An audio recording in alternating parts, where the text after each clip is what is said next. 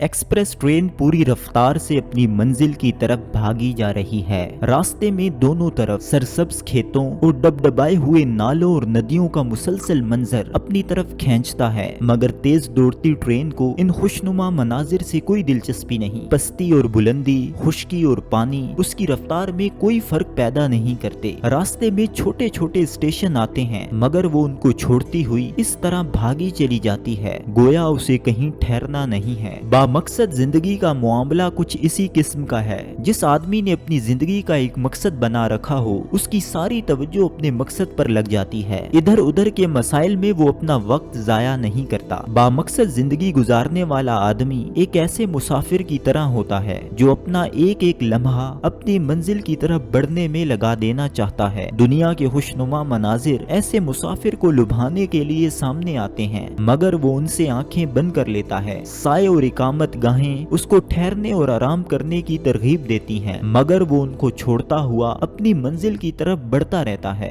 दूसरी चीजों के तकाजे उसका रास्ता रोकते हैं, मगर वो हर एक से दामन बचाता हुआ बढ़ता चला जाता है। जिंदगी के नशेबो फराज उससे टकराते हैं, मगर इसके बावजूद उसके अज़्म और उसकी रफ्तार में कोई फर्क नहीं आता। बामकसद आदमी की जिंदगी एक भटके हुए आदमी की मानद नहीं होती, जो समते सफर मुतय्यन ना होने की वजह से कभी एक तरफ चलने लगता है और कभी दूसरी तरफ, बल्कि उसके जहन में रास्ता और मंजिल का वाज़े शऊर होता है। उसके सामने एक मुतय्यन निशाना होता है। ऐसा आदमी कैसे कहीं रुक सकता है? कैसे वो दूसरी चीजों में उलझकर अपना वक्त जाया करने को पसंद कर सकता है? उसको तो हर तरफ से अपनी तवज्जो हटाकर एक मुतय्यन रुख पर बढ़ना है और बढ़ते रहना है, यहाँ तक कि वो अपने मकसद को पा ले, यहाँ तक कि वो अपनी मंजिल पर पहुंच जाए। जिंदगी को बामानी बनाने के लिए जरूरी है कि आदमी के सामने एक सोचा हुआ निशाना हो, जिसकी सदाकत पर उसका ज़हन मुतमईन हो, जिसके सिलसिले में उसका ज़मीर पूरी तरह उसका साथ दे रहा हो, जो उसकी रगो पै में खून की तरह उतरा हुआ हो। यही मकसदी निशाना किसी इंसान को जानवरों से अलग करता है। अगर ये ना हो तो इंसान और जानवर में कोई फर्क नहीं। और जिस आदमी के अंदर मकसदियत आ जाए, उसकी जिंदगी लाजमन एक और जिंदगी बन जाएगी। वो छोटी छोटी गैर मुताल्लिक बातों में उलझने की बजाय अपनी मंजिल पर नजर रखेगा। वो यकसुई के साथ अपने मुकर्ररा निशाना पर चलता रहेगा, यहाँ तक कि मंजिल पर पहुंच जाएगा।